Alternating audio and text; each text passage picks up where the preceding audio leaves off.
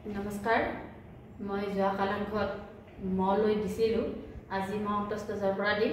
আৰু আমি লগে ভাগে এইখিনি বৰ্ণ কেনেকৈ লিখিব লাগে শিকিম অন্তস্তজ হ'ব লাগিলে ত্ৰিভুজটো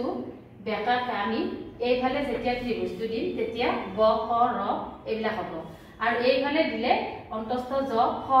এনেকৈ দিয়া যাব গতিকে এই মূৰ দুটা সমান এতিয়া অন্তস্তজ হ'ব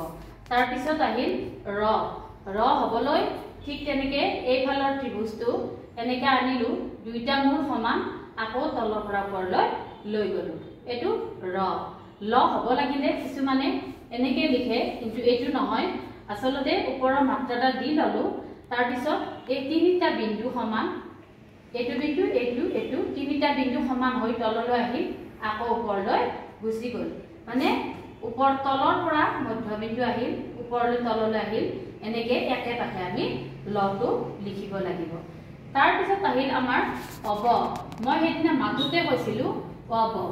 অব মানে ইয়াৰ লগত কি আছে যে উ আৰু অ ইয়াৰ পিছত ব উ অব ইয়াৰ নাম হ'ল অব কিছুমানে ইয়াক কি বুলি কয় যে উঅব্ব আসলতে নহয় ইয়াক উঅব্বহে কোৱা হয় উঅব্বৰ পিছত আহিল তালব্য হ এই উঅব্বটো আমি বিভিন্ন ধৰণে ব্যৱহাৰ কৰিব পাৰোঁ যেনে ই নৱকান্ত একে শব্দ একে আখৰ ইয়াক কিন্তু কি হয় যে নৱকান্ত বুলি কওঁতে ব উচ্চাৰণ আৰু বৰুৱা বুলি কওঁতে এই উঅব ই আকাৰ উ হৈছে বৰুৱা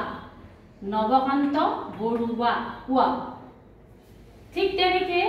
স্বাধীন ই এইটো নিদিয়াকৈ ইয়াত এটা উচ্চাৰণ হয় স্বাধীন ইয়াৰ লগত কি থাকিল থাকিল গতিকে এই যিবিলাক শব্দ এইবিলাকত ই উচ্চাৰণ হয় তালব্যৰ ওপৰত মাত্ৰা নাই তেতিয়া আমি কি কৰিম দুইটা বিন্দু একে সমান আকৌ আহিল তললৈ ওপৰলৈ গুচি গ'ল কিন্তু এইটো আৰু এইটো এই দুটা বিন্দু এটা ডাঙৰ এটা সৰু নহয় দুইটা বিন্দু সমানত লিখিব লাগিব উঅব তাৰ পিছত আহিল তালব্য হ মূৰ্ধন্য হটোক কিছুমানে আকৌ পেট কাটা হ বুলি কয় ই পেট কাটা হ নহয় পেট কাটিছে কাৰণে পেট কাটা হ নহয় ইয়াৰ নাম মূৰ্ধন্য হয়ে হয় মূৰ্ধন্য হৰ পিছত আহিল দন্ত হ একে পাকত এইফালে আনিলো আকৌ ওপৰফালে নিলো তলত লগাই দিলো ওপৰত লগাই দিলো মাত্ৰাডাল কিছুমানে আকৌ ইয়াত কিন্তু লিখোতে এনেকৈ দিয়ে তাৰ পিছত এইটো দিয়ে ইয়াৰ লগত এইডাল দিয়ে এইটো আসলতে শিকিবলৈ ভুল হয় আমি কেনেকৈ শিকিম যে এয়া আনিলো আকৌ ওপৰলৈ নিলো তললৈ আজডালত দিলো ওপৰৰ মাত্ৰা লগাই দিলো তেতিয়াহে ই দন্তহৰ শেপটো লয় হটো ৰস্বই যেনেকৈ লিখিছো হটো তেনেকৈ বিন্দুৰ সমানে আহিল আকৌ এইফালেও সমান এই দুটা মাত্ৰা সমান এই দুটা মোৰ সমান হয় ক্ষয় লিখোতে আমি একে পাকে এক আনিছো আকৌ একবাৰ আনিছো তলত লগাই দিছো ওপৰত দিছো ইয়াৰ পিছত এইটা দি দিছো কিন্তু ইয়াত কি আছে যে ক আৰু হ মূৰ্ধন্য খ আৰু খ লগ লাগি থকা কাৰণে ই ক্ষয় হয় সেইকাৰণে এই পাকটো আহি ইয়াত এটা বিন্দু হয় ছাত্ৰ ছাত্ৰীক আমি একে পাকতে শিকাবলৈ লাগিব ই হ'ব ক্ষয়ৰ পিছত দ বিন্দু ৰ যেনেকৈ আমি দ বিন্দু দ কৈছো কাৰণে দ বিন্দু ৰ ধ মূৰ্ধন্য ধ কৈছো কাৰণে ধ বিন্দু ৰ অন্তস্থ ইয়াক আকৌ অন্তস্থ যেনে সত্য দন্ত তজ্জ কৰে ত য়কাৰ দন্ত জকাৰ শব্দটো আসলতে আমি কওঁতে যিটো কওঁ এইটো নহয় ইয়াক কি কওঁ দন্ত হ দন্ত ত য়কাৰত্য সত্য আকৌ কিছুমানে সত্য বুলি কয় সত্য কাব্য ইটো নাথাকে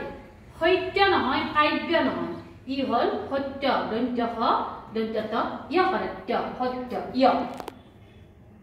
সত্য তাৰ পিছত আমাৰ খণ্ডত ই দন্ততৰ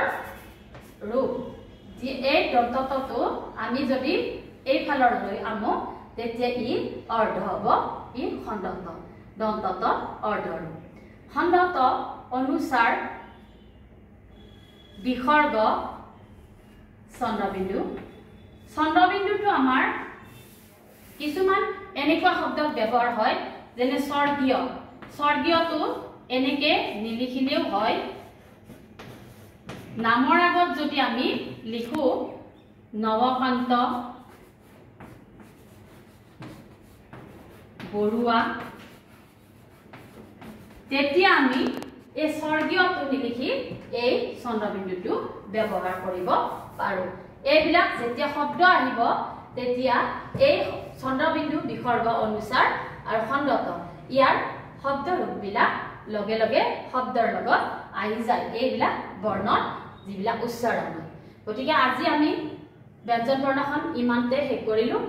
যেতিয়া আমি অফলা লিখিম আকৌ তেতিয়া তাৰ অৰ্থখিনি দি দিম আজি ব্যঞ্জন বৰ্ণৰ ইমানতে শেষ ধন্যবাদ নমস্কাৰ